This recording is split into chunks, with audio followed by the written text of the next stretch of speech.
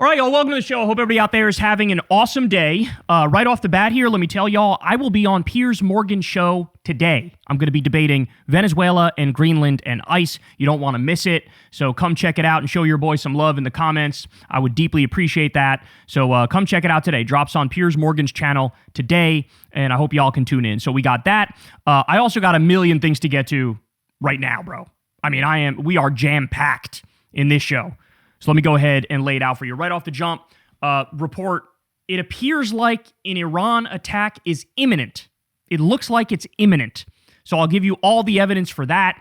I warned you that this thing wasn't over. When they tried to pretend like it was over and they called it the 12-day war, the very first thing I said was, not a chance. We're not even close to done with this thing yet because they want regime change. That's what they want. So we'll talk about that. We also have, apparently, ICE agents are terrified and their families are threatening to disown them, and the agency is struggling and collapsing.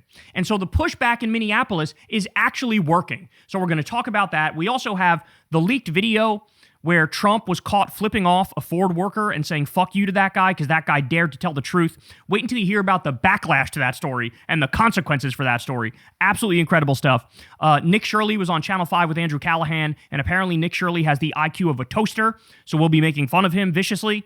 Then later on, we'll get to a panicked Joe Rogan struggles over the ICE murders. He doesn't know what to say. He's clearly waffling. He's a mess. So we'll dive into that. And of course, Bill Burr has completely and utterly fallen off since he sold out to Saudi Arabia.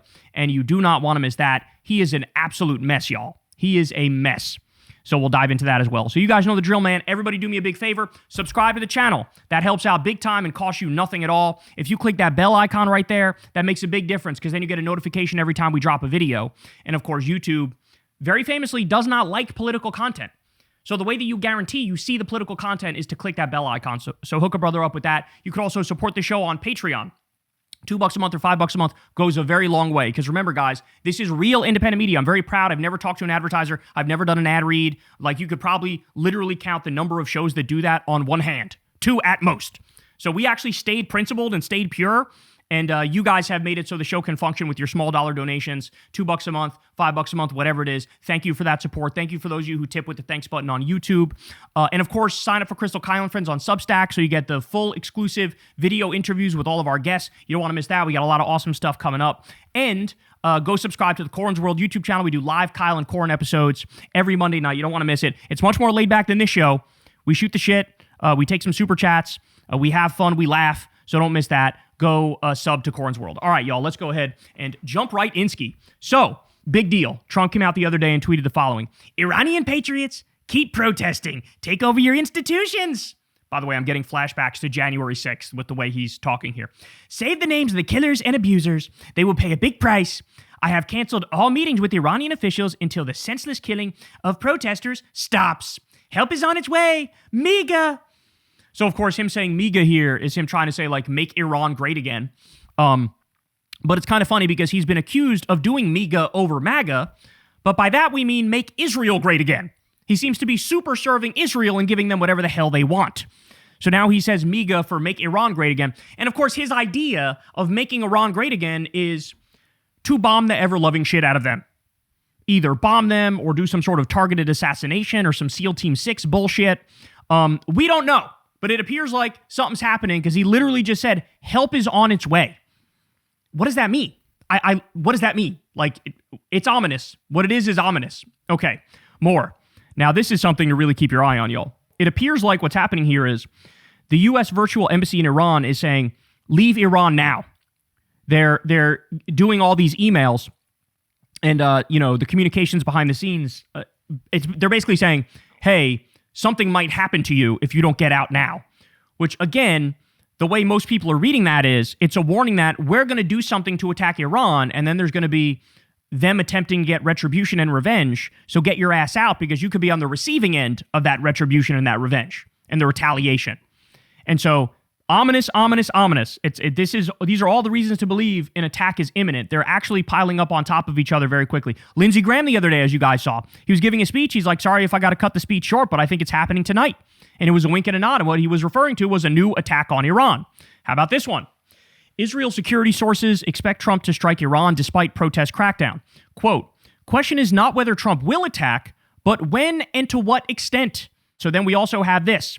CBS, the new pro-MAGA, pro-Zionist fail network, their new idiot fake journalist here interviewed Trump, and listen to what he says. Here we go. Americans woke up this morning and they saw that you said help is on the way. Yeah.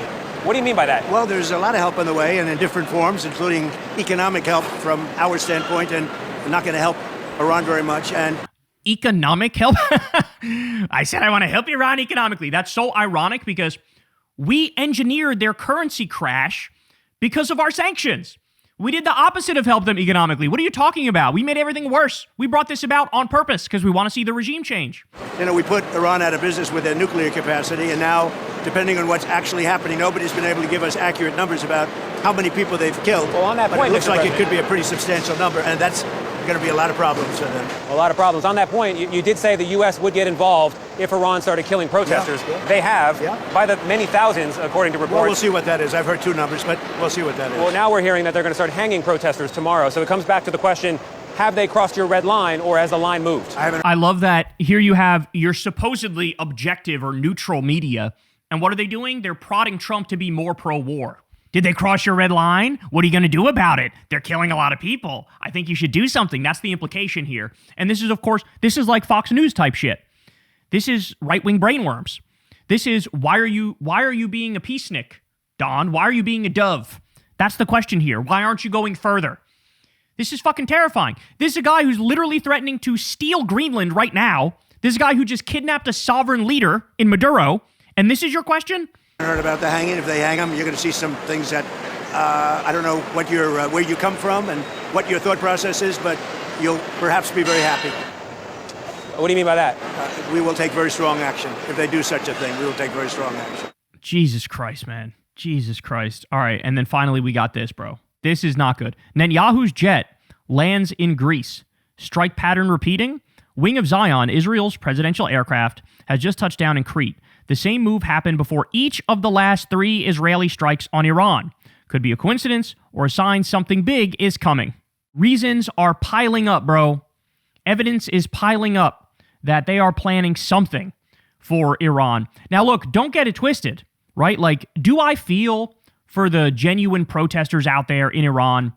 And basically what they're trying to do is they want Iran to be more of a secular democracy. The economy is utter trash. The leadership has failed them. It's a Shia theocracy, so it's very authoritarian.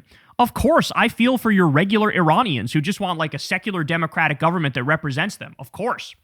The issue here, though, is, and everybody knows this if you've been following this closely for a long time, both Mossad and the CIA and agent provocateurs are prodding Iran to collapse, not because they want a secular democracy to replace it, but because they want a pro-Israeli puppet as the government there. And then, by the way, the Iranian people would still be oppressed, and then the only difference would be we would then steal their oil in the same way that we're doing it with Venezuela, right? Just like we used to do when the Shah was in power.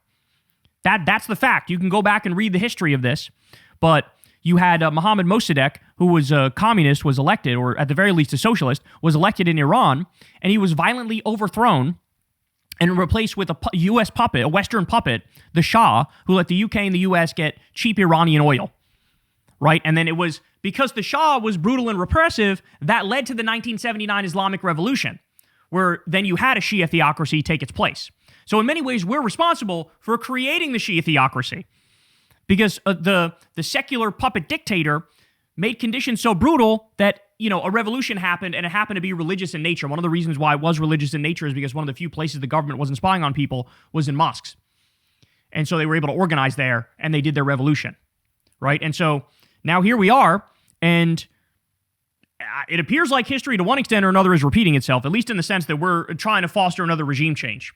So we'll see what happens here, but this is not good. This is certainly not good. And I have zero hope that if there is regime change, that you're going to get a secular democratic leader who represents the people of Iran. You have a dictatorial Western puppet, an Israeli puppet, who lets the West steal the oil and continues to oppress the people of Iran. So not good no matter how you slice it or dice it. And a lot of evidence on the ground now is pointing to the fact that something very, very big is coming. Hey y'all, do me a favor and like and subscribe. It helps out big time in the algorithm. Click the bell as well for notifications when videos drop, and watch that video on screen right now. You know you want to.